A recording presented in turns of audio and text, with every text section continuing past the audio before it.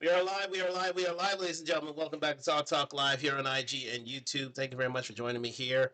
And we are back, and we are.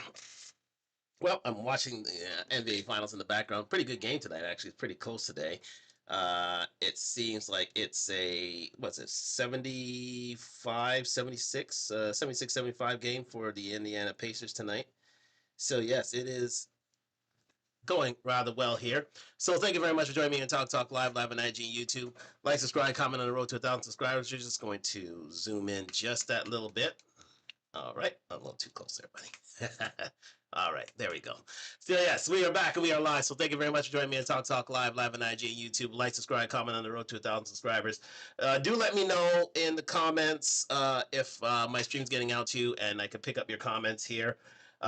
Because we are going through a few technical issues, so we're going to work through that as we go through the weeks, as we are going through a new system now of viewing. So again, your feedback is greatly appreciated. All right, back to it, ladies and gentlemen. We're gonna not waste any more time. It's 10:18, and Money Green, we need to be clean here. So we're back to, yes, indeed, we're back to a little more of a recap here of the Diddy trial. Let's get down, no dial. So yes, indeed. So we're going to start from the beginning here. This is from yesterday. So basically, it's a recap from yesterday. It's a quick recap from yesterday with regards to things. Let me see if we are up to, if we have got an update here. To be fair and frank, let's see. And let's see here. Up. No, we have not. So we're going to go to, yes, we are going to, we are going to use law and crime for today's proceedings. So let's get straight to it. Not going to waste any more time here on Talk Talk Live. So we're going to go through a recap of yesterday's proceedings from TMZ, and then today's proceedings with Law and Order. So stay with us. Thank you very much for joining me on Talk Talk Live. And we're going to try and get, we're going to go whistle stop tour of Law and Order because it can be long winded. And then we're going to use Nate the lawyer with regards to how the 30 the 30 witnesses for the prosecution are going to be used extensively to form the RICO case against Sean P. Diddy Combs. So let's get into it right now on Talk Talk Live. Like, subscribe, comment on the road to 1,000 subscribers. Let's get into it. And thank you very much for joining me.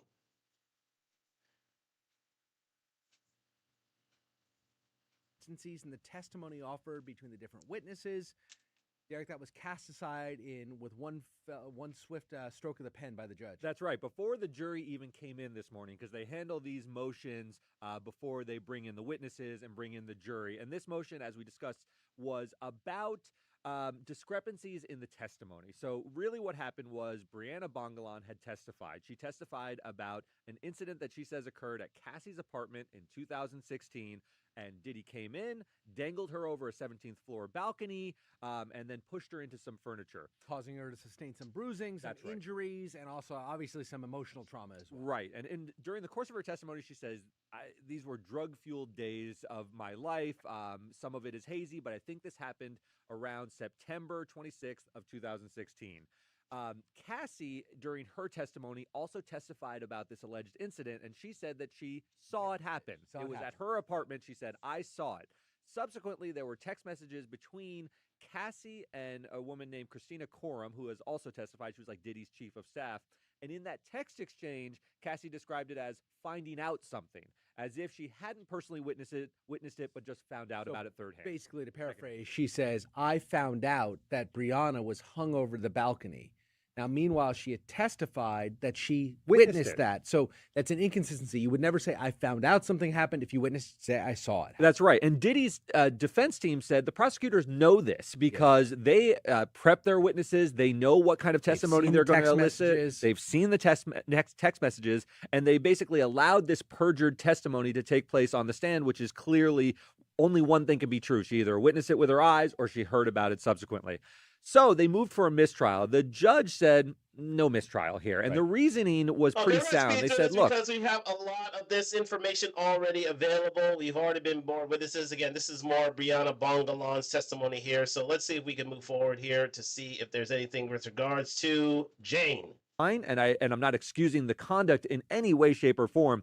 But to link that to the entirety of her participation in these freak-offs and hotel nights and so forth as a result of that, I just think belies the truth. So the prosecution put her on, obviously, to again paint him as a monster, especially this beating that you're talking about that she sustained at Diddy's hands when she joked or accused him or whatever it was of being a pedophile. He was very unhappy with that. He acted out physically and violently against her. And the jury's going to hear that, and it's going to reinforce some notions they have about Diddy. Clearly, it does for you and me, right? Absolutely. He's a monstrous person. Yes. Monstrous person, right. But again, and I want to make sure that what we're saying here is just the four corners of the law. He is not on trial for domestic violence. There is no crime for which he is charged that resembles. Right. It has nothing to do with that. Instead, what they're trying to say is, see, jury, the prosecution's trying to say, see, jury, it didn't just happen to Cassie. He was somebody who has exerted control over people through force and through coercion. That's what they're trying to establish in order to get to the crimes. But I don't think they established that here. She doesn't even say in this situation that he was violent towards her because she refused to have sex with him, because she didn't want to be with him anymore, like Cassie did. Cassie testified to that she incurred violence because she dated other people. He blew up Kid Cudi's car. The testimony, right? But that's not what Jane is saying at all. Jane is simply saying, I wanted to be with him more and more and more, and I was upset that he didn't give me more of himself. That's very different. And my fear is, and the reason I say it's really backfiring potentially on the prosecution is, if the jury starts to see, well, maybe everything Diddy did was just financial transactions. That's what the defense has been arguing all along. And I think this witness maybe lends credence to that. I sort of. Again, I said that here on Talk Live yesterday. Jane was not the best of witnesses for the prosecution. Again, she was still, it has been said that she is still receiving her rent money from Diddy. Still receiving, Diddy was still paying her bills. So again, we are at a crossroads with Jane. This is not a clear-cut case of coercion, domestic violence, or any of the predicate offenses that were alleged via Cassie's testimony. This is a totally different beast here, whereby Jane was still very loving to Diddy, still saw him as a romantic interest, was still receiving bills from him, was very supportive of him, especially during the down times when Cassie had issued her lawsuit and he had settled on her behalf, helped him coordinate the infamous video in which he confessed to his sins against Cassie. This is a supporter of Diddy, and all the freak-off testimony that she was involved with, she was a full-fledged participant for. Now, again, outside of the June 18th, 2024 incident, where Diddy did indeed allegedly inflict domestic violence against her, did sexually assault and batter Jane in that instance. Other than that, there was no issue whereby Jane was found to be a victim of Diddy, or was found to be coerced by Diddy to participate in these freak-offs. She did it willingly, fully, and of sound mind and body, in order to convince Diddy that she was the one. She was the one to be banked on. And again, I believe she's still a supporter of Diddy to this day. So she is sort of a reluctant witness. I think she was subpoenaed by the prosecution to give evidence. But other than that, I do not see how this is someone who's going to be of, very groundbreaking and very supportive of the prosecution's case. Let's continue. Sort of agree. I think the Cassie testimony is still strong enough on the sex trafficking by coercion. I think by adding this witness and sort of signaling to the jury that this is the next strongest witness we have to prove this case of sex trafficking and coercion, I do think it sort of undermines it. Now, again, there's testimony from Mia, who goes to, I believe, more of the RICO charges. That's also a pseudonym where she is alleging all sorts of terror. Former employee. He acted with this giant criminal criminal enterprise. Yeah, that's great testimony. That seems more secure on the RICO front. This sex trafficking evidence has been less effective for me overall. And almost to your point, it's undermining what they had established so effectively with Cassie that I wonder why they didn't think we have enough on this issue with Cassie's testimony. And by the way, you don't need all this testimony to get in the one day he was really violent with her. You can still get that in, which I think is effective. You can still get that in without going into the step-by-step about all the things he bought her. And then her text messages saying basically, I want more. I want more of you, and I want more of the goods that you buy from me. Diddy was paying for her apartment at $10,000 a month. She was giving him, over the course, in addition to the $10,000 a month over the course of the relationship, $150,000 in, I believe, in cash, plus handbags and all kinds of other things. What is Diddy? And again, people may find that disgusting that he's paying her rent, but that is not a crime. Right. I mean, he's paying her rent. She is agreeing to be in a relationship. That characterizes a lot of relationships in this country. Absolutely. This is a transactional relationship. It happens all the time in all major cities around the world. Transactional relationships, if you're not familiar, my youth and youth beauty fertility for your resources. Simple as that. It's tale as old as time. This is not a crime in any way, shape, or form. And I believe that Jane in this instance, hated the fact that that time ended. She was willing to go to the freak offs in order for Diddy, in order to satisfy Diddy, in order to receive the baubles and the trinkets of said relationship and be within it. And she still wanted to be within it. She was subpoenaed in order to be a witness by the prosecution, but I don't think it was done so willingly.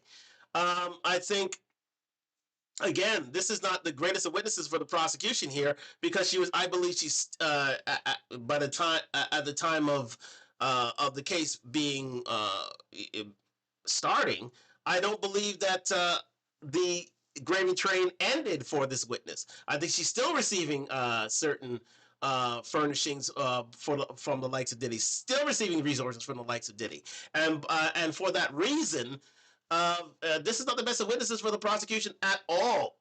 This is somebody where this is a witness where a lot of holes have been poked, and for which I think the defense is going to, if they're worth their salt, is going to have a severe win. This is one of their comeback witnesses. This is one of their comebacks in terms of cross-examination. Outside of Cassie, outside of Brianna Bongalon, this is another win for the defense here. So not exactly the best of witnesses chosen by the prosecution in this instance. Let's continue. Let's go to some questions about this. Carter, that's my son's name, says... Is it him? I don't know if it's him. If he's online now, it'd be very interesting. He says, will they uncover any of the evidence they found during the raids? Well, we don't know where some of this evidence is coming from, right? It's very possible that the videotape of the beating of Cassie they found during the raids. We haven't heard that. Some of the text messages, some of the other emails, they may have come off of computers in Diddy's house. We don't know where this information came. But they've submitted a lot of pictures of things they've discovered in the raids. Early in the case, remember, they had the agents who conducted those raids, and then they would drop exhibits of pictures of drugs, pictures of hard drives. Baby oil, the whole thing. We've seen a lot of this stuff. It's unclear, as you said, where the hotel video came from, and I'm not sure we'll ever get the clear answer to that. Dana says, what about Juror 6? What is cause for dismissal of this juror? I realize this is currently under seal. However, I'm hearing the juror was snickering in court. Is snickering grounds for juror dismissal? This is alluding to there was a juror who was relieved of their duties, kicked off the jury, so to speak. I'm unclear whether it was for snickering and whether that is adequate grounds. Some people said this is one of the maybe mistrial grounds if you have a juror who is misbehaving. What do you think of that, Jason? It's definitely not grounds for mistrial. Jurors misbehave sometimes, or jurors snicker sometimes. That's why we have alternates. That's right. That's why perfectly well said. It's why we have alternates, and this happens again. This happens all the time. All the time. You are taking 12 people, well, 15 including the 18 including the alternates. 18 including the alternates, taking them out of their lives for 2 months. Yes. And you're going to have some jurors who are fed up, want to be done with it, aren't taking it seriously. And it's in the judge's discretion whether or not to relieve those people of the duties just because they don't think that person's capable of reaching a fair verdict. Now, You can imagine the perverse incentives if you could just stock the jury with people who aren't taking it seriously so you could get a mistrial. It just doesn't work that way. They have the alternates. People do take it seriously for the most part, but you have the backups in case people need to be relieved. Now you can bet there were tons of questions asked of this juror. Why is he you don't want to serve anymore if they asked out, or what is the conduct that she or he is engaged in that is causing us to want to get rid of this person? The judge does a very good job vetting that. He's not going to let people off the jury just because they kind of want to be off. That's right. Let's go to JB Dub. Wasn't that the woman who hit him in his head when he was attempting to tie his shoes? I confess I don't know what that's about. Neither do I. So I'll go to Nikki's question, but if you have more on this, tune in tomorrow and give us a little more context, and we'll be happy to answer it.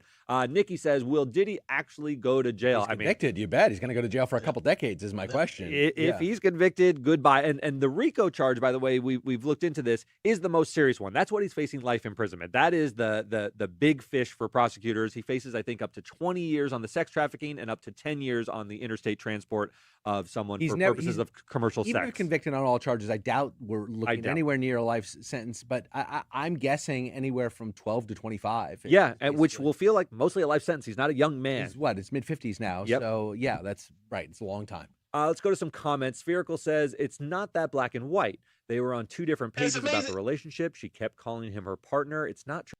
And it's amazing to see that, indeed, Diddy is in his mid-50s. Diddy has been around for a while. He's been in the music game for at least 30 years. Darn near 30 years. Again, he came of age, during the mid to late 90s. And so, he's been around the music game for at least 30 years. And again, he's one of the biggest names in the music game. So, again, his longevity is quite evident. And... And it is amazing that he's darn near 55. I believe he's 55 right now. But let's move this forward anyway. So for Diddy to be put away for 20 to 30 years, it can be a long time indeed. But we'll see what the defense case will bring, and if that will indeed come about. Let's continue. Transactional to her she wanted a relationship. I think that's true. Yes, but that's the transaction we're sort of talking about. That's right. Maybe transactional is too broad of a term, but that's what we're talking about here. She was looking to have more of a relationship, and he was giving her things in exchange for that relationship. I think that's right, and a lot of her subjective feelings are unclear to me. And Cassie was a little bit clearer to me that he was so violent that she felt scared. Here, I'm not clear if they were just nibbling around the edges of what the transaction was. Yeah. Jose Bardo says the courts lost a lot of credibility in my book when escorts were allowed to sue after rendering their services. It's an injustice. I don't think that this court had anything to do with any lawsuits that have been filed. Those are all civil suits that had never before this judge. The escorts themselves testified to what they saw, what they witnessed. It really is distinct from the civil case. And it's never going to be that somebody who sued in a civil case is therefore not going to be able to testify as a witness in a criminal case. They're going to be cross-examined based on their monetary motives or whatever it might be, but they're not going to be excluded from testimony. Basically. That's right. All right, couple more. Excellent points raised there by Beckerman and Kaufman. Yes, indeed. Any of these escorts can't sue Diddy through this case. This is strictly a federal case. It's strictly based on RICO charges. If they want to sue Diddy, it would have to be through a civil matter or through a criminal matter of their own. And chances are they won't. Any of these escorts would not be suing Diddy because they were paid. However, with regards to some of his assistants, some of his paramours, including the likes of Mia, the likes of Jane, as did Cassie.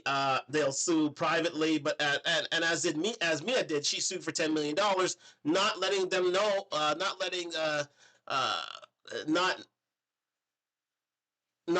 letting people know in their complaint that indeed that Diddy sexually assaulted her. It was not rendered in her verdict. She just sued on the fact that she had to endure inhumane working conditions, and so that's the reason why she received I believe, $400,000 on the settlement and $200,000 onto herself. So it was strictly more of an employment case rather than a case regarding SA and being and having to be paid for that. So well different from the likes of what Cassie received and what Cassie claimed. However, Jane may issue her own lawsuit against Diddy, but maybe not, because she's still very devoted to Diddy himself. But anyways, thank you very much to Beckerman and Kaufman. They have further questions, and we will let that go. I don't believe there's anything today. It's just doing one final recap here, and it looks like no, that is that, ladies and gentlemen. So thank you very much to Diddy. I'm sorry, to Behind the Bar, Diddy in Court, by TMZ, Beckerman and Kaufman doing a wonderful job in these YouTube streets. Now we're going to change off to Law and Crime through with Jesse Weber with what's happened today. We'll be back. We'll be caught up with today. We're going to do a very, very whistle-stop tour here. Not going to waste too much time here as well. We'll be on a timer, so we want to get this done in in 20 minutes. So this will be focusing on the cross-examination of Jane. Now she was on the stand for the last 2 days, Friday and Monday. Today, I think Friday, Monday, and Tuesday. So she's been there for a very, very long time. Today being Wednesday, she's still back on the stand, and she's being cross-examined by the defense. So let's hear of the proceedings today in court with the Diddy trial via Law and Crime and Jesse Weber. Let's continue. Was she forced or coerced into sex acts with other men at the request of Sean Combs? Or was this all consensual? Welcome to Sidebar, presented by Law and Crime. I'm Jesse Weber. Jane, alleged victim 2 in this case, is now facing questioning from the defense after testifying that she performed sex acts with men for Sean Combs' pleasure, including after she claimed she threw up, after she claimed she was exhausted, after she claimed she repeatedly expressed her reluctance to continuing these hotel nights. She testified that she was subject to Combs' physical violence. After all of this, now she is facing questioning from defense attorney Tenny Garagos. And remember why her testimony is so important, right? It's important for several reasons. For sex trafficking, she claims that she had sexual relations with men in all different locations, who these men were being paid. And if the prosecution can show that she was coerced or forced into these commercial sex acts, that's the key. The prostitution charge, her testimony that she was transported to different locations for these hotel nights, that the men were paid through Combs, that their travel to these places was paid and arranged through Combs. That's a more linear way to get to transportation to engage in prostitution. Racketeering conspiracy, the top charge, right? We're talking about an alleged criminal enterprise, criminal association. Well, her testimony arguably supports that by saying that assistants, right, Sean Combs' inner circle, set up these nights, that she was a victim of coerced sexual activity. Sex trafficking is an underlying predicate crime of RICO. And generally, the more the prosecution can show a pattern of abuse of women, as they outline in their indictment, that helps with the RICO charge. Hey everybody, this is another Law and Crime legal alert. Recent allegations against the Day of court, you can kind of possibly guess that the judge did deny that motion for a mistrial, and there was a lot of reasoning behind it. So the defense, as far as the motion being denied, the judge was saying that no interference happened and that the defense was able to undermine the alleged incident, and that being Bonna being allegedly dangled off of the 17-story balcony over at Cassie's condo. And the judge was saying, well, you guys were able to undermine this alleged incident by showing the hotel receipt. And so he said that this isn't fodder for a mistrial, and that the defense can use these exhibits to undermine both Bonna's testimony as well as Cassie's testimony. And so they kind of had more discussions about it, and the defense was like, well, we didn't know what Bonna was going to say while she was on the stand, because a lot of their motion for the mistrial really had to do with Bonna's testimony and how they believed that she had perjured herself after getting an immunity deal to testify for the prosecution. But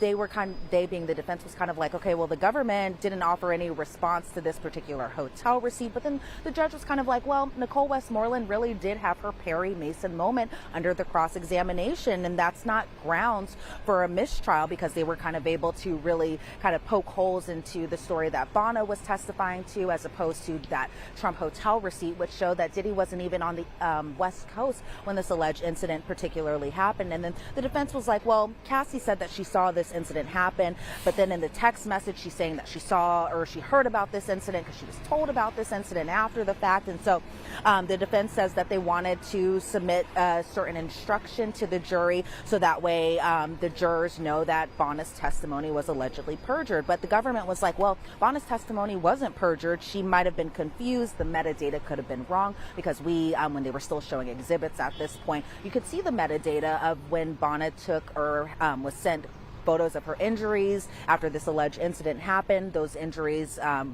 were taken or at least sent to her on September 26th. But on that same day, Diddy was, there's a hotel receipt showing that Diddy was actually here in New York, not in California around this time. But the judge said, well, maybe there's this innocent explanation that this happened 9 years ago. Bonna testified that she was in her early 20s at this point, addicted to drugs, and that this photo could have been taken earlier, it could have been taken later, and that the defense did enough on the cross-examination to really attack the timing of when this alleged incident happened. But the defense was like, well, the government still isn't bringing up this hotel receipt, and Bonna had motivation to lie while on the witness stand because of her civil suit against Sean Combs. And then the judge was like, okay, well, you can submit a proposed instruction for the jury to listen to. And then the defense was like, okay. But as far as the motion to recall Dr. Don Hughes to testify, that motion was denied. And so it was interesting because during the cross-examination of Dr. Don Hughes, who was a government witness, she was kind of a blind witness to this case, Jonathan Bach, who was retained kind of last minute for Diddy's defense team, that was the only time we actually saw him inside the court doing the cross-examination when Dr. Don Hughes testified. But we did see him today, and I think we might have seen him today, especially this morning, just in the case that the judge didn't deny this motion, and so that Jonathan Bach could possibly argue it, but we didn't see him after the lunch break. But essentially, the judge was like, okay, well, Dr. Hughes testified about romantic relationships, not employee relationships when it comes to Mia, and specifically Mia still sending text messages to Diddy even after she was kind of terminated from her employment, but also after the allegations that she said that she had against Diddy, where she was saying that Diddy allegedly sexually assaulted and sexually abused her. And so the judge was kind of like, okay, well, that was the government's job to really ask those questions as far as the employee relationships and why people may text their employer after the fact. And so it seemed like the judge gave a win to both sides this morning, either the motion for the mistrial or even the motion to recall Dr. Don Hughes. And so that was kind of what had all happened this morning before the jury entered and before the witness came back on the stand. That's so specific, right? So you can't just make, I guess the judge is saying you can't just make a general analysis that any victim abuser relationship, there has to be, if she testified about a romantic relationship and the dynamics of a romantic relationship as opposed to anybody else who might be abused. Yeah, it sounds like the prosecution should have thought of that, and that could be a problem. That could be a problem. Although you also wonder, the jury might just listen to Dr. Don Hughes and use that analysis to explain away some of the behavior of any of the witnesses who've testified. I don't know. Don't want to get down that hole. I do want to talk about Jane. And it seemed the beginning of her cross-examination by Tenny Garagos was about the circumstances that brought her to even be a witness in this trial, right? Well, right off the bat, Tenny Garagos, very friendly, I felt like, with Jane while she was on the witness stand. You would think that the two were kind of old friends catching up. Obviously, we know that's not the case, but Tenny came out very nice. She wasn't kind of like aggressive necessarily. It wasn't kind of like the Brian Steele moment of the cross-examination of Mia, or even the Nicole Westmoreland cross-examination of Bonna, or even Don Richard. But right off the bat, the defense was acknowledging or that they had met with Jane specifically just a few times before she later became a government witness, and that they were really kind of putting an emphasis that even though Diddy is currently paying her rent and Diddy is currently paying for the lawyer that she has representing her, that Diddy didn't even interfere even though he's paying for her attorney. And that Jane was explaining once again to the jurors that she hasn't spoken to Diddy for 8 months prior to taking the stand or even seen him, because obviously he's been incarcerated since the last time she saw him, but last time she saw him in person was August of 2024. He was arrested the following month, and she says she hasn't seen him since August of last year. And so the defense was asking Jane about her preparation for the cross-examination, and that happened over 2 or so meetings with the government. Jane said that she wasn't the one who went to Homeland Security, that it was the federal prosecutors who had called her, and that she didn't want anything to do with HSI. We learned yesterday while she was on the witness stand, still under direct, that HSI on the day of the raids to Diddy's Miami property as well as his Los Angeles home, that HSI actually left a card on Jane's door too. And so then the defense is kind of like, okay, well, you had done a night with an escort even after knowing that he was under investigation. And Jane says yes, and that Jane was given immunity to be a grand jury or given immunity at the grand jury hearing. And then the defense is like, okay, well, you chose to participate. And Jane is like, well, it was because of my relationship with him and the lifestyle that he introduced me to. Well, you didn't break up with him. This is Tenny Garagos. And then Jane is like, well, of course not. And that they were really kind of talking about whether or not Jane has regret versus resentment versus regret. And that Jane was explaining that she didn't have regret, just a little bit resentment. And so I think for the jurors kind of listening to this, because I even said this yesterday, Jesse, you can feel sometimes while she's testifying that she still has feelings for Sean Combs, but then I think there are also other aspects where she's still kind of processing, and this is something that she testified to, just processing everything that went on throughout the duration of their relationship. So again, this is a reluctant witness, ladies and gentlemen. This is very much a reluctant witness on the part of the prosecution. She was there to indeed detail some of Diddy's predicate offenses leading to RICO. But this is not a person who willingly is participating with the prosecution at all. Jane is still very, very much in love with Diddy. Jane is very, very much, she still receives certain trinkets, baubles, resources from Diddy, rent being paid, a lifestyle being upkept that kept her romantically involved with Diddy, to a certain romantically inclined to Diddy, still trying to prove herself to Diddy that she is the one for him, willing to do any of his freak offs at all. And this is certainly a witness who was, totally fine with participating in the freak offs and being in Diddy's presence at his beck and call.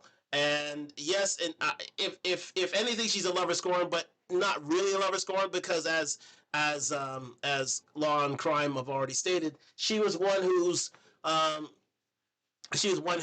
really enjoyed the presence of Diddy, wanted to have romantic relationship with Diddy, wanted to take trips with Diddy to the likes of Turks and Caicos, to the likes of to New York, LA, or wherever he is. She just wanted to be with him. So again, she's still very, very much seduced by the likes of Diddy, and she wanted her time with him to continue. She wanted the freak offs to continue. She wanted to do whatever it took to be with Diddy, because he was meeting her needs in terms of any sort of resources, any sort of monies, any sort of rents that needed to be paid, any sort of time that needed to be obligated to her in terms of love, time, attention, and any sort of trinkets of a romantic relationship. So again, we are in a very, very this is not a very convincing witness on the part of the prosecution. She was just there to bring any RICO predicate offenses against Diddy. Other than that, this was going to be a very much a layup for the part of the defense. Let's continue. Elizabeth, would I be crazy to say that what I think the defense is doing is not necessarily, and we'll get into this, not necessarily attacking her credibility, that these things happen the same way they were attacking the credibility of, let's say, a Mia or a Brianna Bengolan, trying to say you were never sexually assaulted, or you were never dangled off the balcony. But it seems what they're trying to say, and I could be wrong, you're testifying to something, and it's the government who's forcing you to testify. It's the government who's transforming your testimony about what could be a toxic relationship into this racketeering case, into this sex trafficking case. It's not like they're distancing themselves from these episodes occurring. It's not as if they're saying these episodes with other men didn't happen. But to me, it seems what they're saying, they're not even attacking her so much as trying to say, You didn't want to be a part of this. It's the government who's forcing you here. It's the government who's transforming your testimony into this federal charge when it's not. Real quick, do you think I'm totally off with that based on the questioning today? And we'll get more specific about it. Yeah, not at all. I felt that way kind of at times too, where it was kind of like, okay, do you feel like that, honestly, count 4 really applies to you, or is the government telling you that count 4 really applies to you? Because there were times, Jesse, to be quite honest with you, that I was like, okay, well, it seems that she was totally fine doing these hotel nights as long as she was also getting the love and adoration and affection from her partner, from her lover, from Sean Combs, pretty much. And so I wonder, when the jury goes back to eventually deliberate on this case, will they kind of have the same feelings that I think a lot of us were having, where they were kind of like, okay, do you feel that you are a sex trafficking victim, or is this something the government is telling that you are? And so it could go kind of either way. We'll see. Again, this is something that could bleed into Cassie's testimony as well, because again, as was already stated in the direct examination by the prosecution, Cassie, when Cassie brought about her complaint against Diddy, her civil complaint against Diddy, in which she received the $35 million settlement, she saw a lot of that in Diddy. A lot of that in that Cassie complaint in her, Jane, because she went through the same things. She was the one who set up the freak offs. She was the one who helped or set up the escorts. She was the one who made sure that things were recorded and lit, and made sure that everything was set so the freak offs could occur. So, and she was still very, very, and Cassie, do remember, she still had a relationship with Diddy post the freak offs, where she was seeing someone else. She still slept with Diddy after she had started her relationship with Alex Fine, which came to a surprise to Alex himself. So this is something that the testimony of Jane, and the fact that she was a reluctant witness for the prosecution, which I've just said here on Talk Live. Thank you very much for joining me here. It is very, it is something that can be damaging to the prosecution's case. In the case that these women weren't victims, these women were willing participants in these activities. And it is clear to see that Jane was a willing participant in these activities, not so much Mia, but very much Brianna Bongalon, may have been, well, she was just a bad witness, period. But Cassie was a willing participant in this, and until the dates of 2016 at the Intercontinental Hotel. But even after that, she still went back to Diddy and still slept with him, and then came the diagnosis of a trauma bond from the clinical psychologist. Yes, and Ms. Brown, I believe. Yes. No, Ms. Dawn Hughes. Dawn Hughes had brought forward the clinical psychology, brought this trauma bond theory for Cassie, and may have been the same here, but I think there's not really a trauma bond here. It was more or less, she saw it as a full-fledged relationship.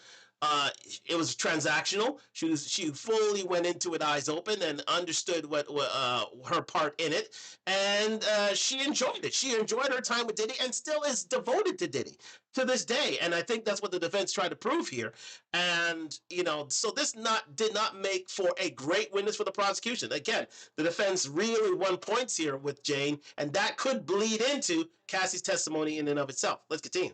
Yeah, that's 100% true. And I understand, the cross really focused on, and not surprising here, a lot about the love in the relationship and how she wanted to cuddle next to him and she wanted to be with him and, essentially do all these things. And even voice notes were played to show the loving relationship, right? Talk to us about that, because it might be difficult for a jury to reconcile that he is a sex trafficker and she's a victim, based on our common understanding or general understanding of what those roles might be, versus the love in this relationship, right? Didn't they focus upon that at the beginning of her cross, the love and the voice notes? What happened there?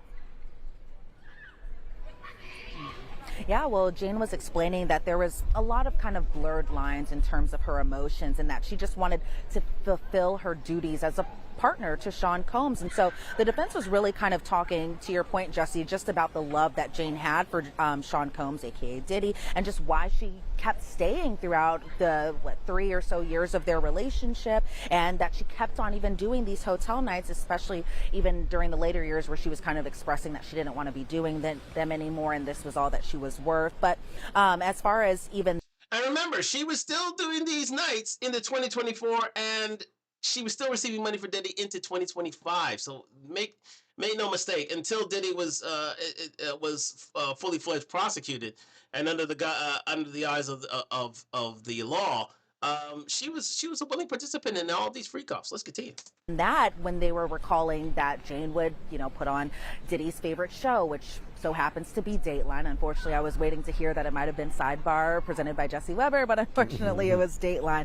And that Diddy was smiling as Jane was talking about doing foot rubs on him. And I thought it was an interesting kind of moment where he just kind of, took the mask off a little bit and was smiling just about that particular part of the testimony. But then, yeah, we started kind of getting into the exhibits as far as the voice notes goes, because this is a very, was a very current relationship. So there was a lot of text shown and there was a lot of voice notes shown, because that's what a lot of people do nowadays, as opposed to texting or calling. They send voice notes to one another. And so they kind of took us back a little bit to their Turks and Caicos trip when they two first kind of got together. And so we heard an exhibit, and it's a voice note from Diddy to Jane, where Diddy is saying, "Hey baby, we had a great time. You are the crack pipe." And the crack pipe was kind of in reference to, I guess, their lovemaking, essentially.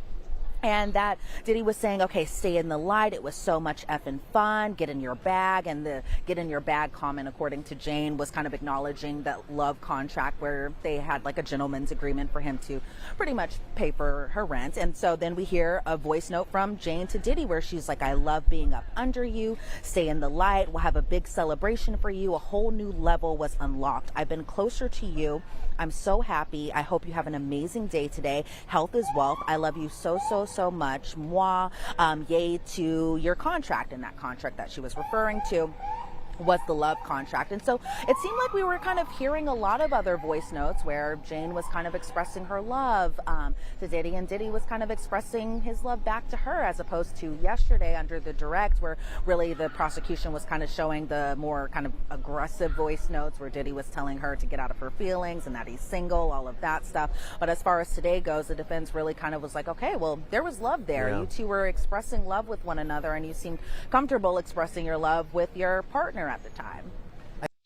And this was very reminiscent of Cassie's testimony. She was at the beginning of the relationship and even towards the end of the relationship very loving towards Diddy. Yes, Diddy, even through her the domestic abuse that she suffered. Again, the theory of trauma bond was thrown around, but again, I don't think it could be used in this instance. And again, this testimony can be seen as quite similar to the one that Cassie endured as one of the first witnesses, as the key witness for the prosecution here. So not exactly the best of witnesses chosen by the prosecution at all.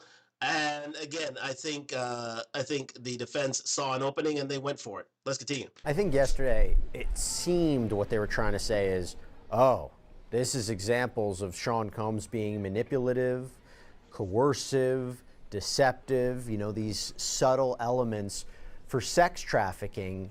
Is it a stretch?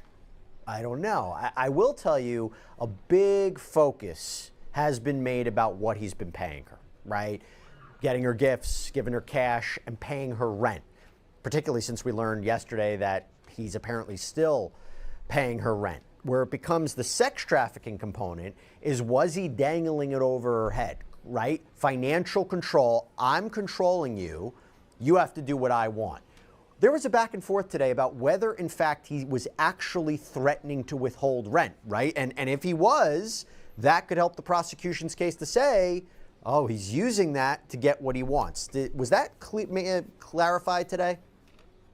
So yeah, at first, the defense was really kind of talking about the positives of their relationship with Diddy, and that Diddy gave Jane confidence, that he showed her a different perspective and introduced her to gospel, and they would put gospel sermons on television. They would send gospel sermons to one another, and that I felt like the defense was kind of trying to point out just that Diddy's kind of more gospel side as opposed to the other stuff that we're listening to in court. And then they kind of got into the businesses that Jane had for herself, where Jane was explaining that she has a swimwear line, she has a dress line, she has other businesses, but that Diddy also invested in her businesses. $20,000 he put into her dress line on top of the other funds that he was paying for her, including her rent later on, including just other aspects, and on top of that, gifts that she was getting. And so Jane was explaining that she has kind of this minimal style dress line, and Tinny Garagos was like, so you went from content creation to apparel, and Jane was like, well, the apparel needed a lot out of me, and I was doing a lot with Sean Combs around this time.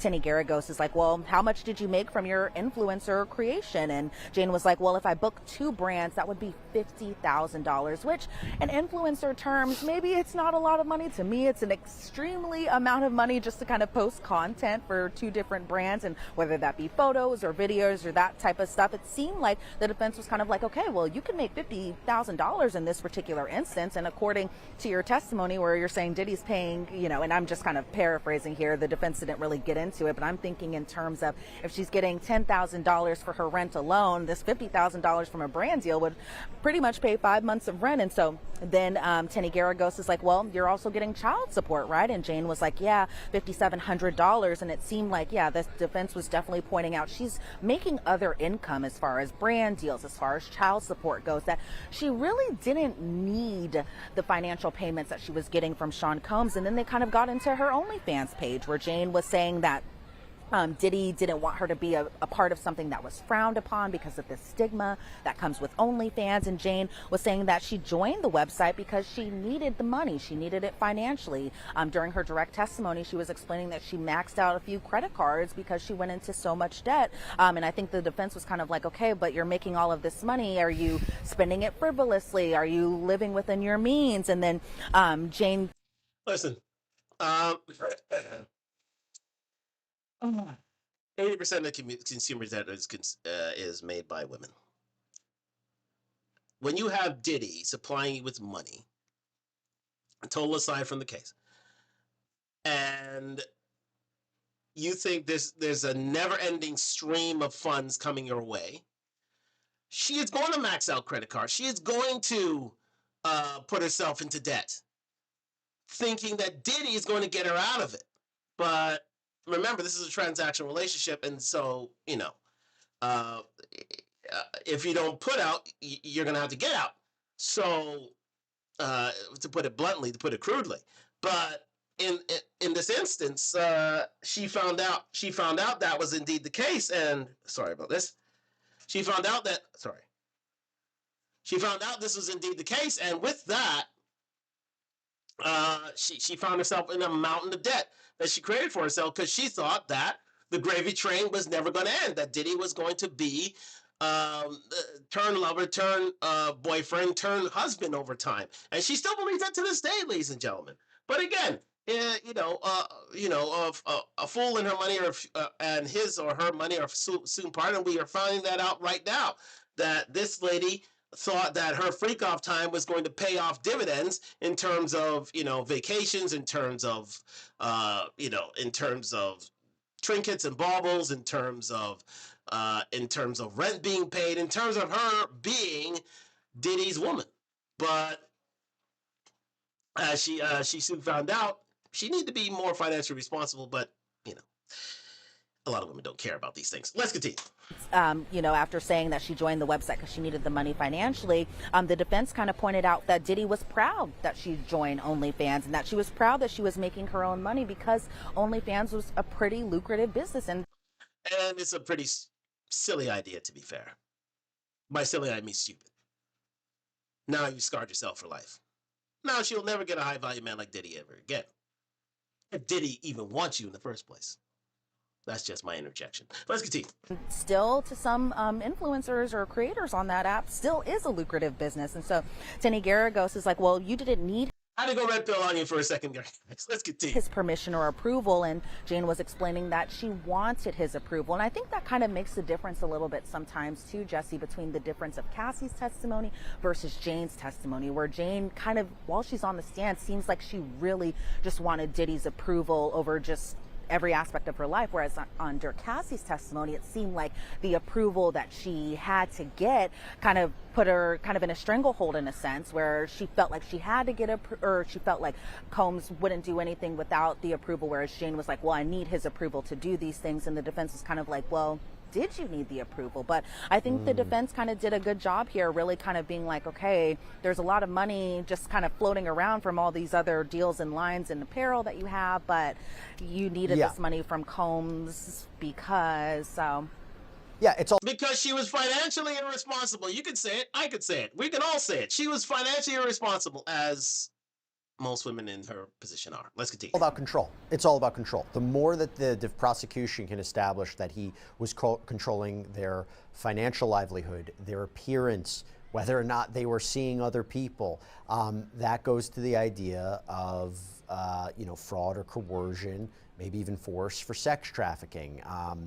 And it's kind of a gray area now. And speaking of that, because the defense has been very keen to characterize these relationships not as one of a sex trafficker and victim, but these are toxic relationships built on love and jealousy and anger. And you put aside the idea of freak-offs and hotel nights, which everybody might not be familiar with or engage in anything like that, that these are common elements, and maybe even violent elements that are unfortunate, but common elements we see in relationships. And the jealousy aspect of it came up a lot, right? The jealousy that she might have been upset or reluctant to engage in these hotel nights, not because she was a victim of sex trafficking, but wasn't it that, I don't want to be a part of this if you're seeing somebody else on the side, or I'm not being treated like other girls on this, other girls, right? I mean, didn't that come up? Jealousy was a big factor in the cross-examination?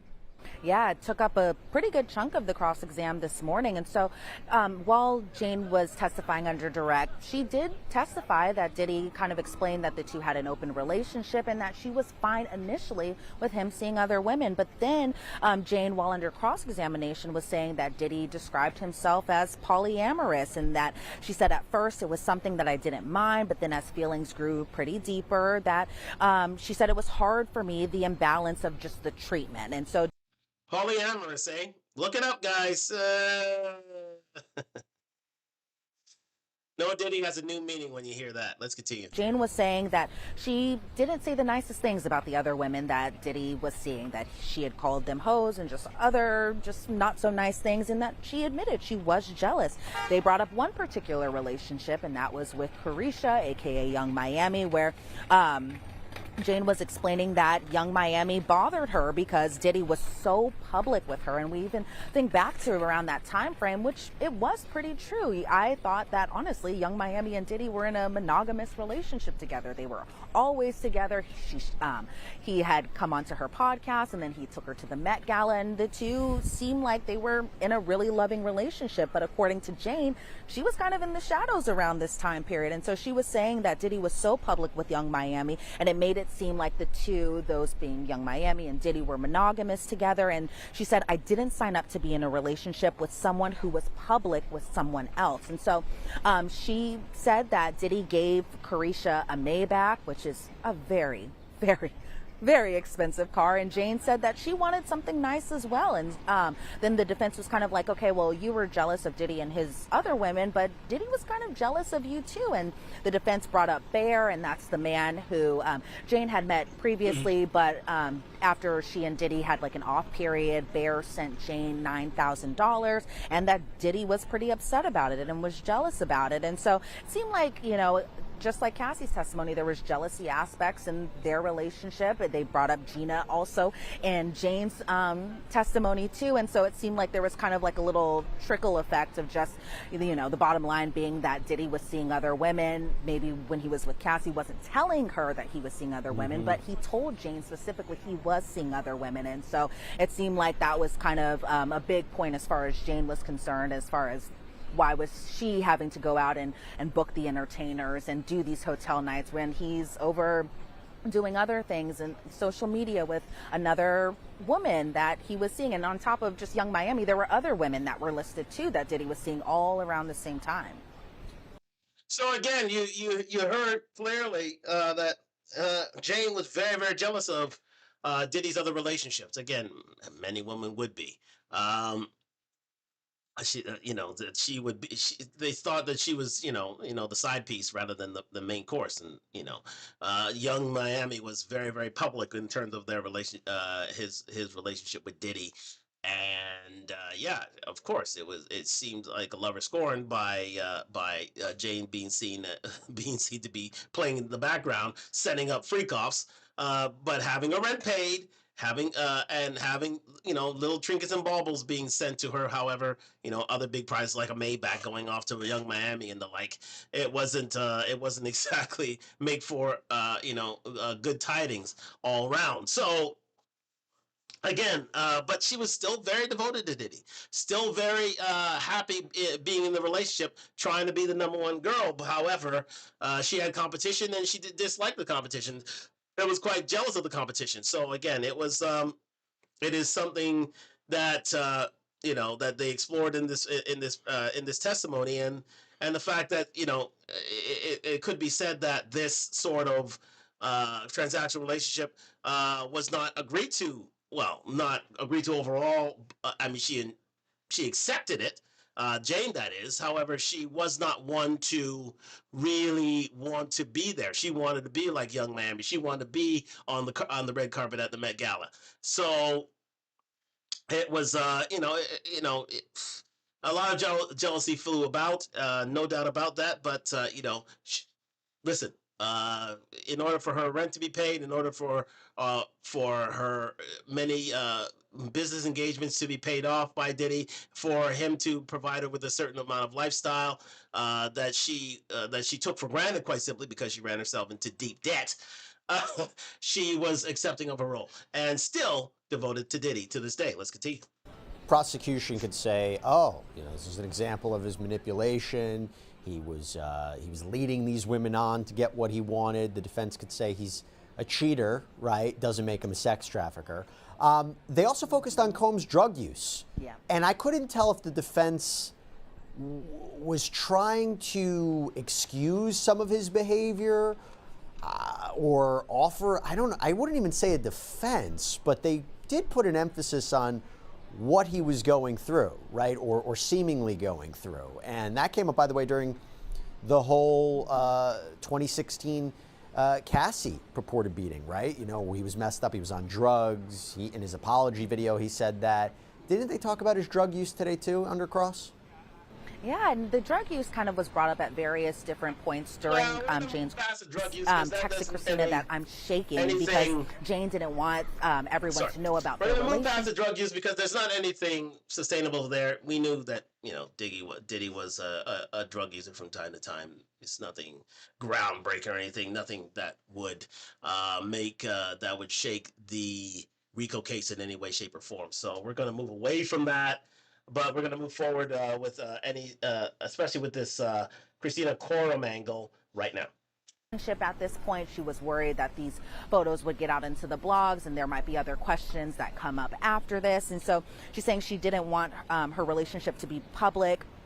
And that for people to know that they were in a relationship. And Christina responded, well, I showed him those particular paparazzi photos. There are other people in this picture, so don't worry about it. And so Jane said that she was worried about her child's father finding out, but she was also worried about her friend finding out. And that was the friend that kind of introduced them really together as far as when she had first started seeing Diddy, that she was actually over at his place with the friend that was actually seeing him, and she didn't want this friend to know that Diddy and her were in a relationship. And so then there were other times where Christina Coram was brought up, and so that was when we heard about these text exhibits, specifically between Jane and Christina Coram from December 2nd of 2021. And I think this is where the part gets a little dicey as far as possibly count one goes, where they're discussing flight options and how Jane was flying a package with, or had a package with her, and that was, drugs that she had packed into her checked baggage to give to Diddy because Diddy was asking her to do it, and how Christina Coram was like, okay, I've done this before. But I think the defense was kind of like, well, why did you ask KK if this was right or wrong? Because flying with a lot of drugs, obviously we know, is a federal crime. And so Jane is like, well, because Sean told me to pick this up. Sean told me to pick up this package for him. And Jane was saying that she wasn't particularly even close to Christina, that Christina didn't really like her. And the defense points out, okay, well, why would Christina hide drugs in her luggage if she was always one to be flying on Diddy's private plane? Because, again, Diddy's a very rich man. He flies private. So why would she have to check packages of drugs into a checked bag when she's going on a private jet in the first place? And so then Jane is explaining that Christina Coram had very strong opinions about her, and she felt like that was part of the reason why Diddy kind of felt some ways about Jane during specific aspects of their relationship. But in terms of just the other staffers, to the point I was making earlier, Jane was saying that the staff didn't see Diddy particularly with these entertainers or these escorts, and that they ended up just kind of showing up with the money. And I think that also kind of may go into the government's view of the case as far as count one, where the assistants would kind of bring money. But according to Jane, it felt like, okay, maybe the assistants didn't know why they were bringing large amounts of money, or maybe they could read between the lines. But that Jane was also explaining that Christina Coram might not have known about the escorts too, which I kind of find that hard to believe just a little bit. But according to Jane, it seemed like the staff may not have been 100% in the know of what was really going on at these hotel nights. But it seemed like from the staff, maybe they did know a little bit about it. But we can't all get into their head, right? Well, again, what the defense is trying to establish here is that indeed that these freak offs were just spur in the moment details, and the likes of Christina Coram and staff at Ford, at Bad Boy, at Diddy Enterprises, at all of his companies, that he indeed took part. They took part, just out of the spur of the moment, just out of the details of Diddy. So they're trying to basically extract all these participants within these freak-offs as being one for a RICO case. They're trying to dismantle the fact that these people were all part of a criminal enterprise in this instance, and all these different predicate offenses never really occurred. They were just, certain things that Diddy wanted done, and they did it. And it wasn't for a criminal enterprise, it's just for Diddy's extracurricular activities. So again, making light of the offenses, basically that of which Diddy has been accused. Let's continue. Well, for a racketeering conspiracy, right? A criminal agreement, they better all be on the same page and know what's going on, and they all have to work towards a common purpose using common methods and means. Otherwise, it's a very disjointed situation. And the more that the defense can show a lack of knowledge, the more they say this is not a racketeering conspiracy, which is, by the way, I think why Christina Coram has to testify to be that connective tissue, because if she's going to be a government witness, I'm sure she'll be the person, or who they hope to be the person, will say, everybody knew what the game plan was. Everybody was on the same page. Everybody knew what we were all doing here. It's common knowledge. They need more of what David Jameson testified to, that when he joined, everybody said, oh, it was Sean Combs' kingdom. We're all here to serve it. They need more of that in order to get racketeering.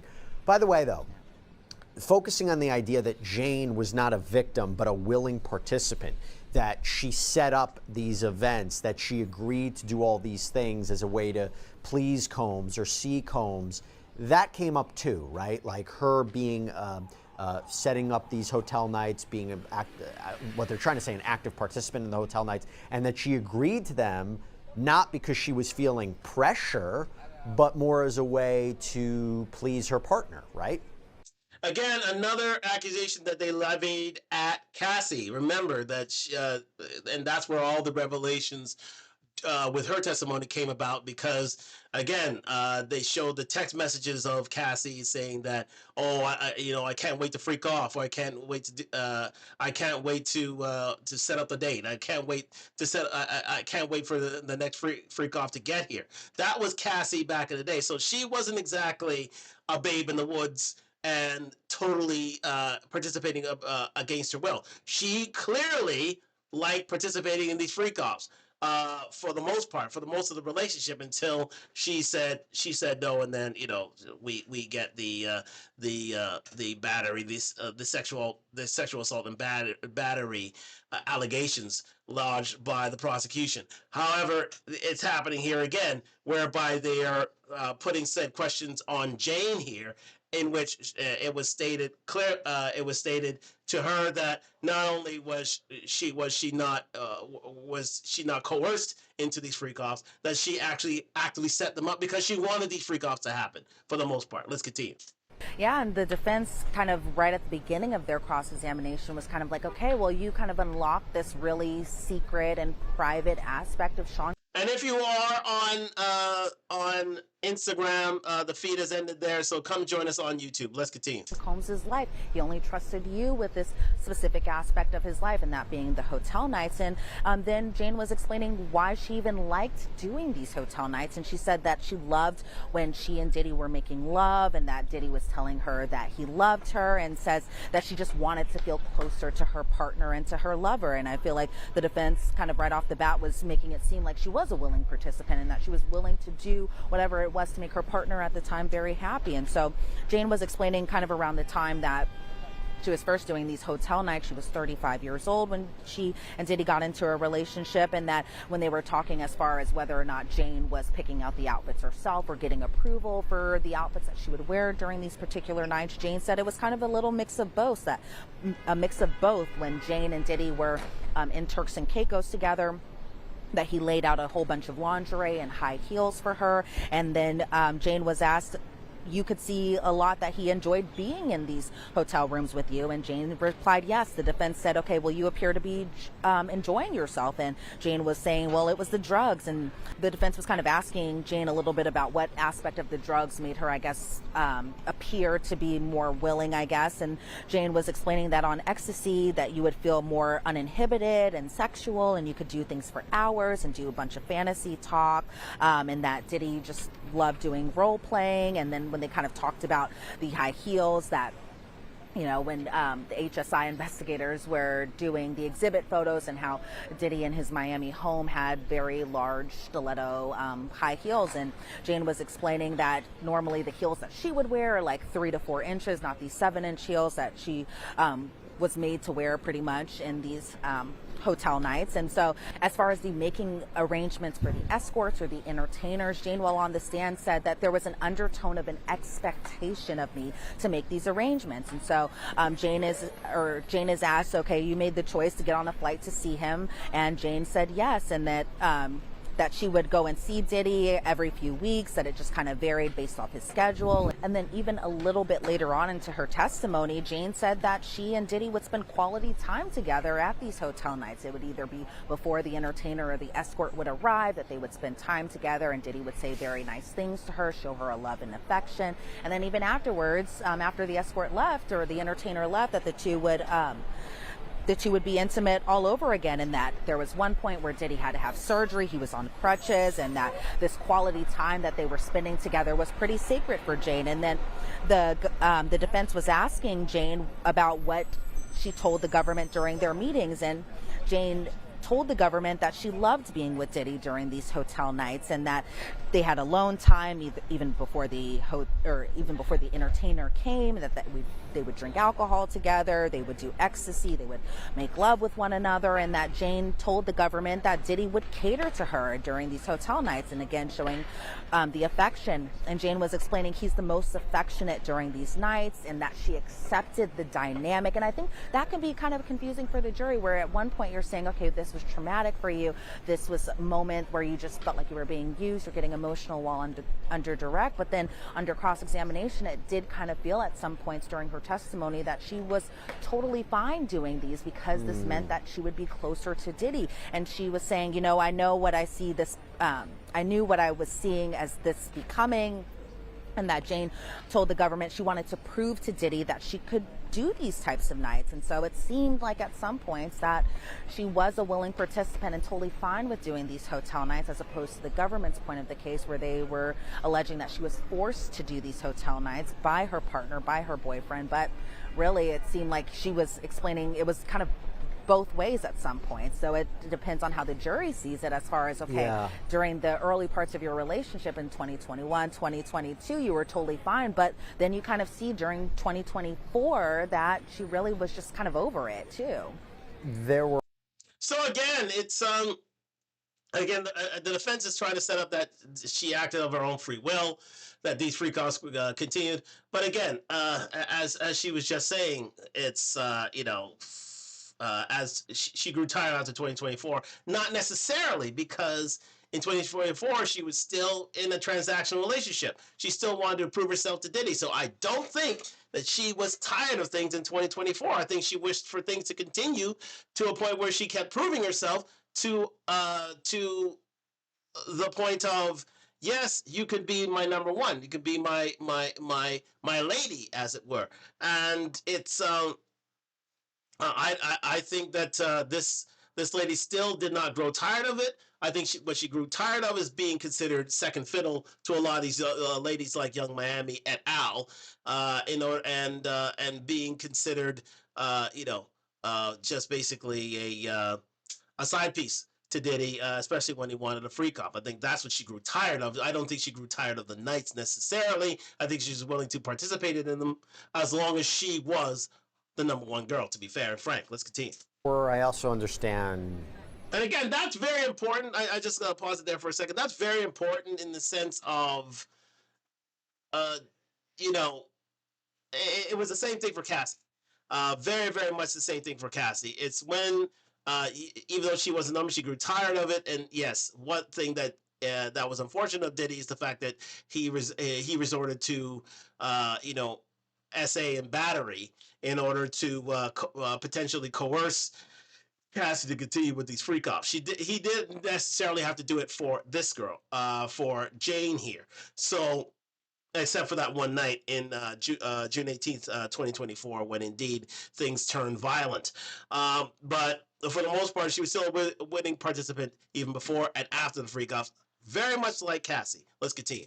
A lot of graphic messages, text messages that came up that, I don't know, arguably showed she consented to hotel nights, and she had to kind of explain them away, right? I know you can't get very graphic with what these messages say, but if you can give us just the general gist of what they are, and more importantly, I'm sure she was questioned about them. How did she explain them? Yeah, so I think what the defense was doing is kind of a similar tactic to what they did with Cassie under her cross-examination, which is really show the jurors the messages from the earlier parts of their relationship. And so that's kind of what they did in this same aspect too, where the jury was shown text exhibits between Jane and Diddy, where Jane sent Diddy photos of her from a Halloween event, and she was asked whether or not this was for a magazine shoot that she was doing, and she was explaining, okay, well, no, it was actually for me to go to this particular event, and that Jane had actually reached out to Cabral, one of the entertainers that they used, while she and Diddy were at a hotel later on from that evening, and that Jane said to Cabral, I'm pleasuring myself right now, and that Jane had planned for a hotel night a few days later too. So they had a hotel night on October 30th. They had a hotel night on November 4th, Diddy's birthday. They had a hotel night after Diddy's birthday. And so again, this is around the 2021 time frame. So we saw we heard a text message from November 5th of that same year where Diddy told Jane to fly ATL out, and that was a nickname that they had for Cabral, again, that being one of the entertainers they used.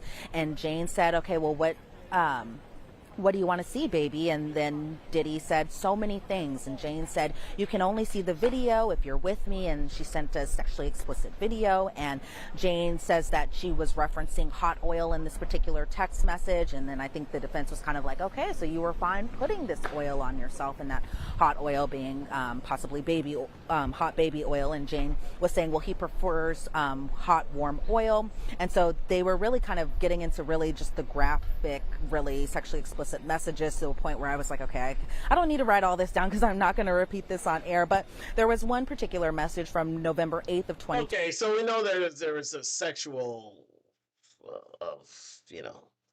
details there, but I'm just wondering if indeed the prosecution is, the defense is continuing with their cross-examination as of tomorrow.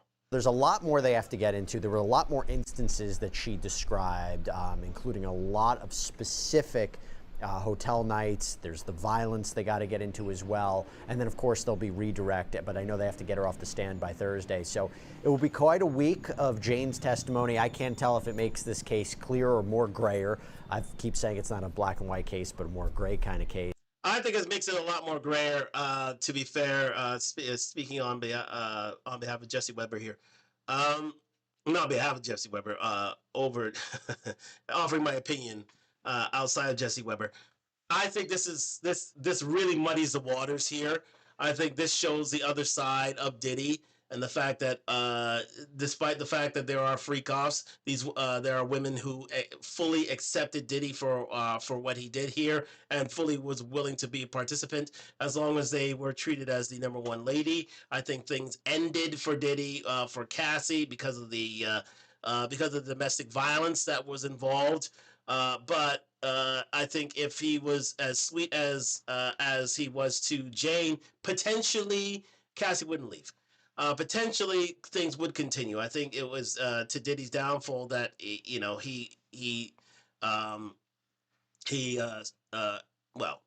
battered and was domestically violent to Cassie, and that's what led to their demise. But again, even after all those things, she still had sex with Diddy post hence.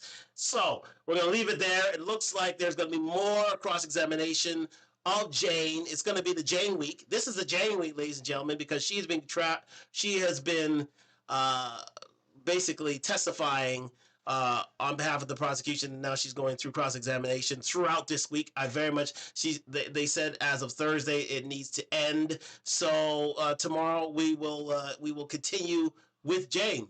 Jane will continue on the stand. It remains to be seen if we can get a Friday episode up and running. We'll see about that. I very much doubt that, so we're going to have to take this up next week. However, we're not done just yet. We're just going to thank you very much to Law and Crime with Jesse Weber here and his views and his updates on what happened today, his recap of what happened today. So again, they're still cross-examining Jane. Jane is still on the stand.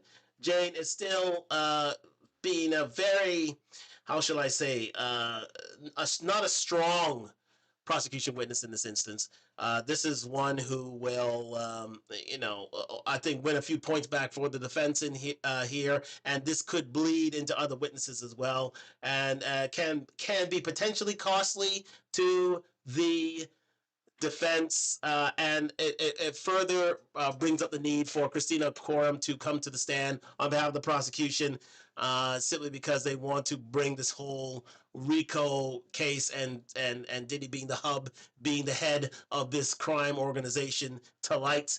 And they're going to need a home run from her in order to really send it home. But again, this can be considered a win for the defense in this instance, as was Brianna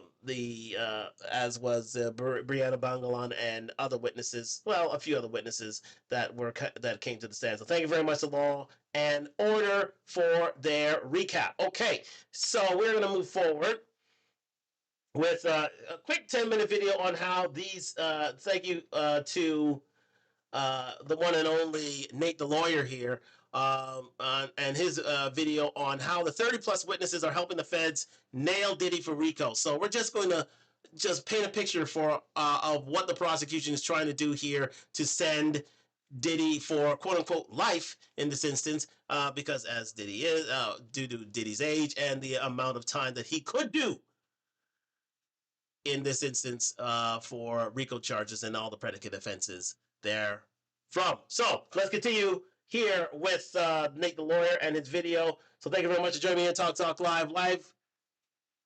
Like, subscribe, comment on the road to 1,000 subscribers. Sponsored by Duntalk, DUNTALK.com. I have a sneak preview outfit from Duntalk that I have wearing tonight. So it'll be on the I would say the spring summer line.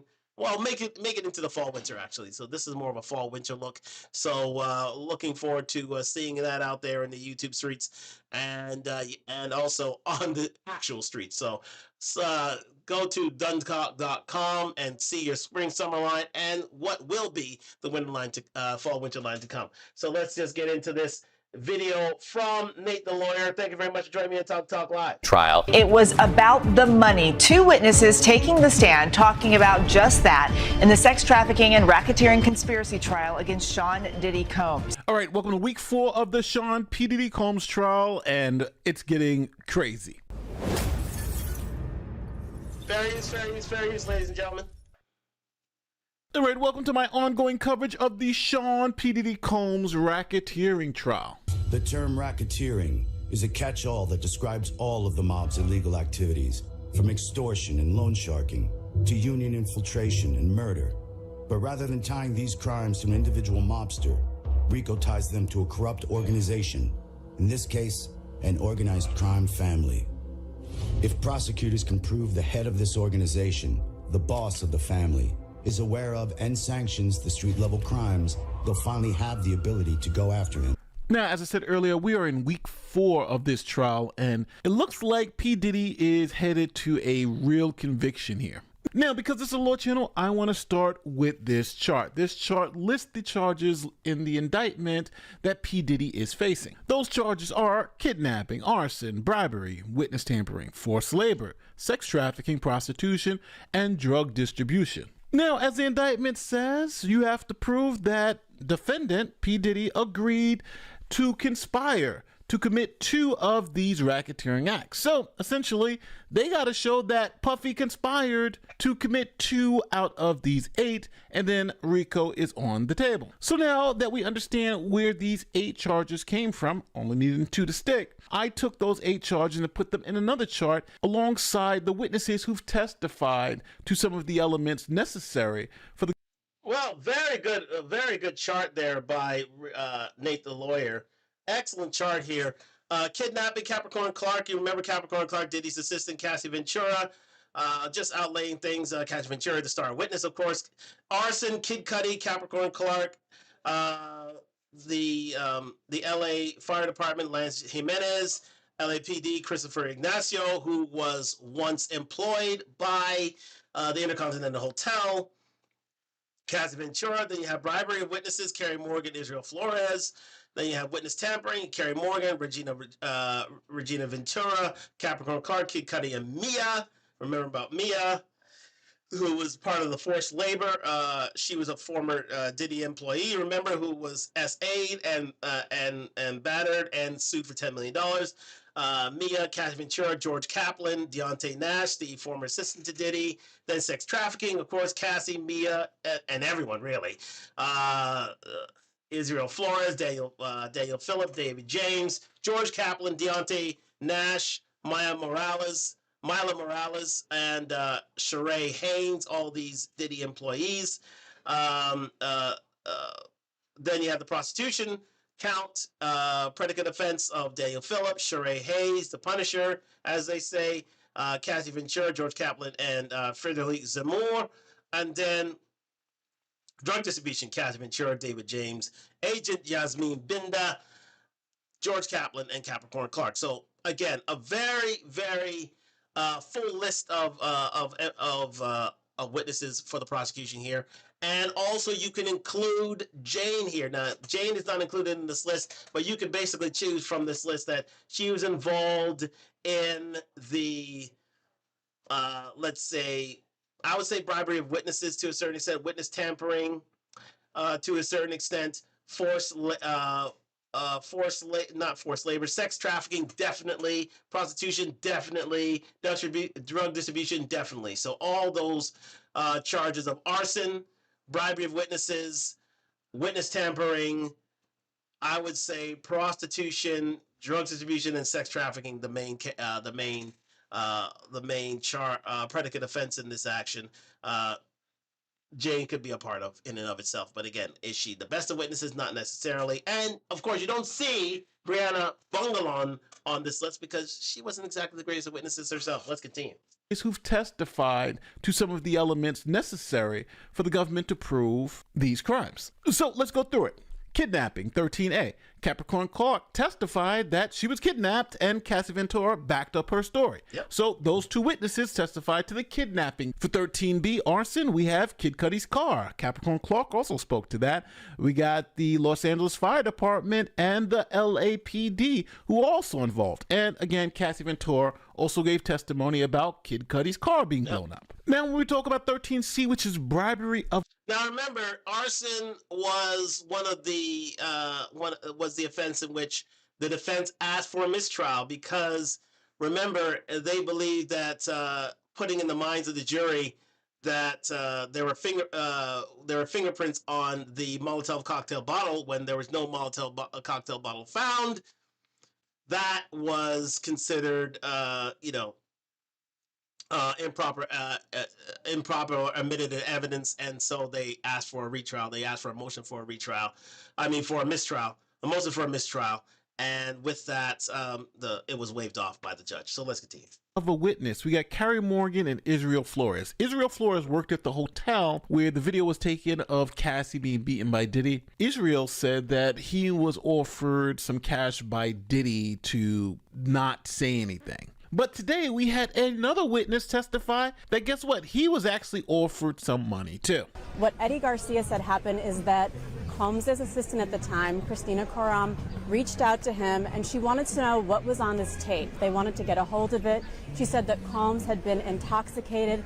He didn't remember what had happened and she wanted to know what they were dealing with. So he comes in for a shift. He gets a call from Combs' assistant and says, hey, we really want to see that video. We know it was this, that, and the other. And he said, no, you can't. I can't show it to you. You got to talk to management. Then that assistant shows up at the hotel, says that she wants to speak to him. He goes down. In person, again, explains, I can't give you the video. I can't show you the video. But according to his testimony, he tells her it's not good. He then goes back up and gets another call from the assistant who puts Combs on the phone. So this is just a barrage. It is a barrage. He then, Combs makes it very clear that he's worried about this video. He says he sounds nervous. He says, you've got to talk to my manager. Well, then they call back again and say, we spoke to the manager. He's agreed to $50,000. And this security guard takes a USB to an apartment address where Combs is, where his security guards are, where this assistant is, and he is handed a brown paper bag with $100,000 in cash, and he has to sign an NDA. In that moment. In that moment. And that's how, and assurances that it was the only copy of the video. That this is the end of this transaction. That's exactly right. And he says Combs repeatedly calls him his angel, and it's great that he's doing this, but we have to be on the same page, according to his testimony. Sort of a riveting idea and an insight into the fact that Combs knew how bad it was, according to this testimony today on the stand, and wanted to get his hands on it because, in his words, it was potentially going to ruin his career, is what he said.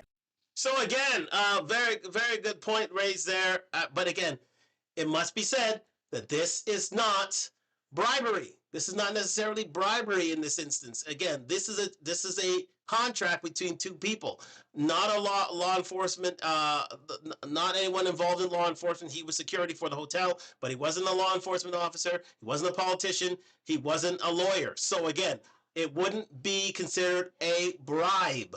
It would be considered a contract between two people. So, but again, those contracts, such contracts can be broken, and it was, with that videotape finding its way to CNN eventually. Let's continue. So from today's testimony, we have another person under bribery of a witness. His name is Eddie Garcia. Then we also have to talk about witness tampering. Again, we got the people who were bribed, plus Regina Ventura, that's Cassie's mother. We got Capricorn Clark, Kid Cudi, and Mia. And if you think about it, if you're bribing a witness, you're also tampering with that witness, so it kind of, you get a 2-for-1 for that. Then we also have But again, witness tampering, bribery, well, they call it witness tampering. Well, it's bribery of witness. Again, it's a gray area. It's a very, very gray area. Something that you can, it's up to a judge to decide if indeed it was bribery, but these weren't public officials. Israel Flores wasn't a public official. Eddie Garcia wasn't a public official. Carrie Morgan wasn't a public official. Witness tampering, Carrie Morgan, Regina Ventura, Capricorn Clark, Kid Cudi, Mia weren't public officials. These were contracts they could accept or deny. Simple as. But they're gonna put those. They're gonna try to see if the judge will agree that this was indeed witness tampering, bribery of witness, and bribery of witnesses, to see if indeed the judge can be swayed by the evidence. However, for the most part, it's not deemed to be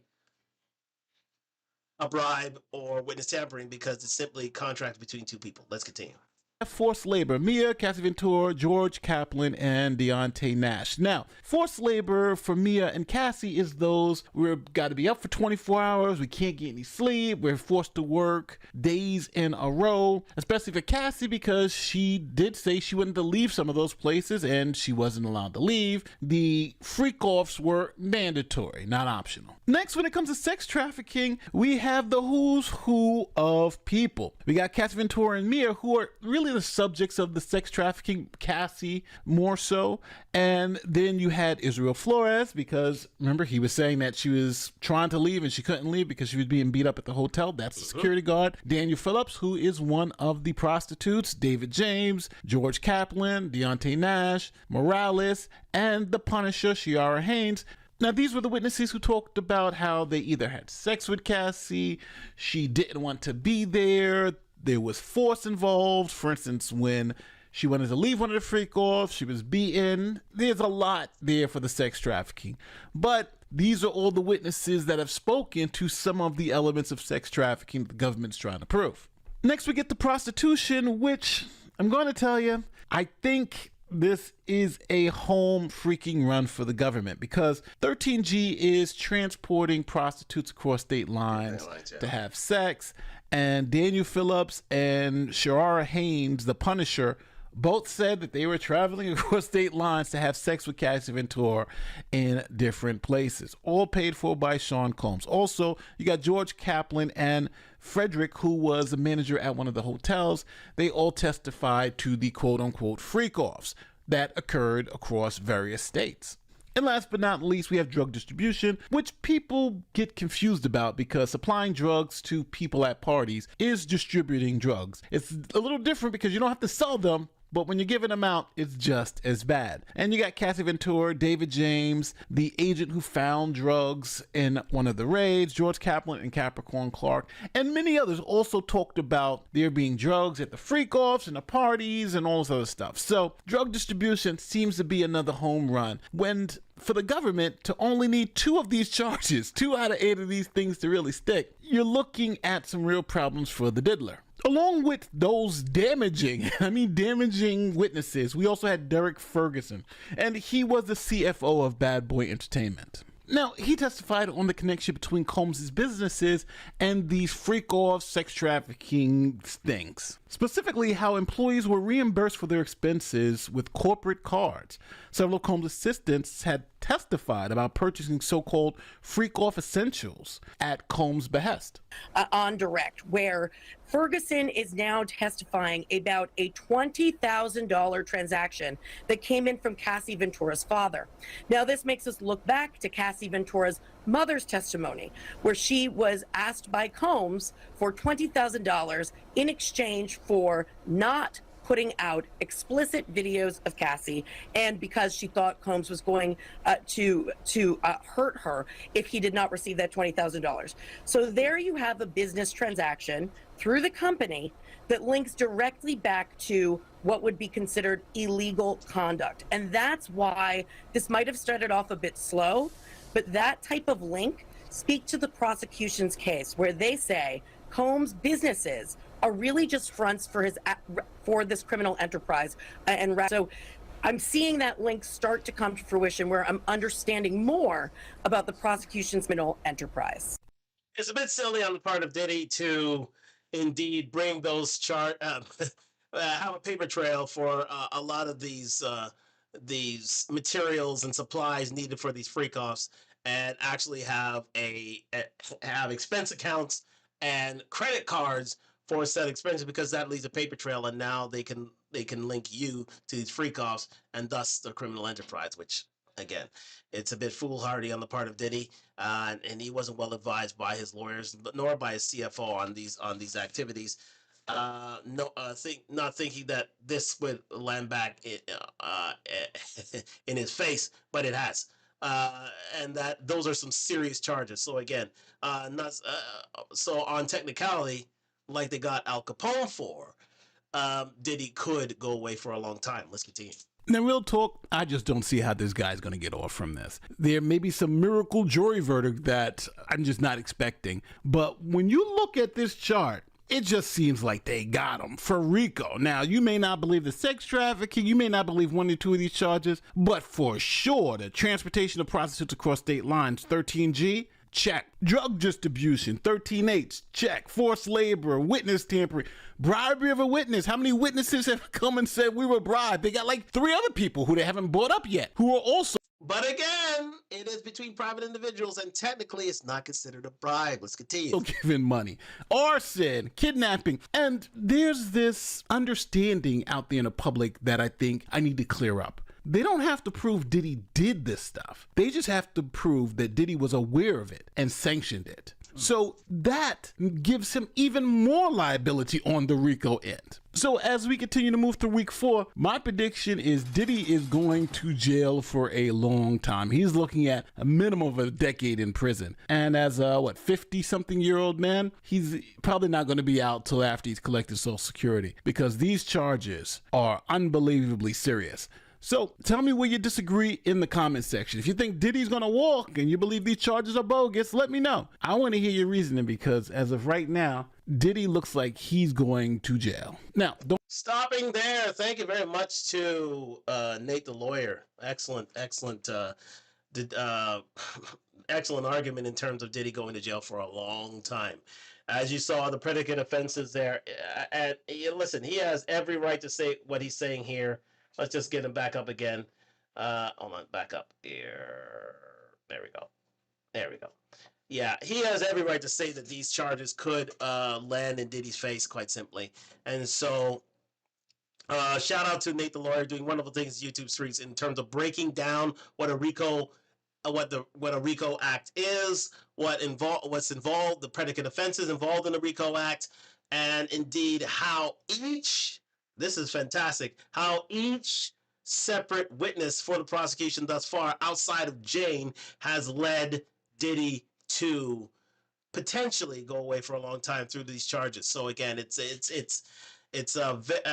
all leading to racketeering, all leading to a RICO Act charge. Now, don't be surprised if you see added to this list the likes of Christina Coram, who will speak to all of these things under oath, and so that could be indeed the nail in the coffin for Diddy. However, there are certain witnesses such as Jane, such as Brianna Bongalon, and a few others who weren't exactly the best of witnesses for the prosecution, but for the most part, they've hit a lot of home runs here, and they have a mountain of evidence against Diddy, and it's up to the defense to do their utmost to try to get Diddy off these charges. But we're going to leave it there, ladies and gentlemen. Thank you very much for joining me here on Talk Live. It's near 12 o'clock, so we are about to end things here. Going back to the full camera. Thank you very much for joining me here on Talk Live and the Diddy RICO recap.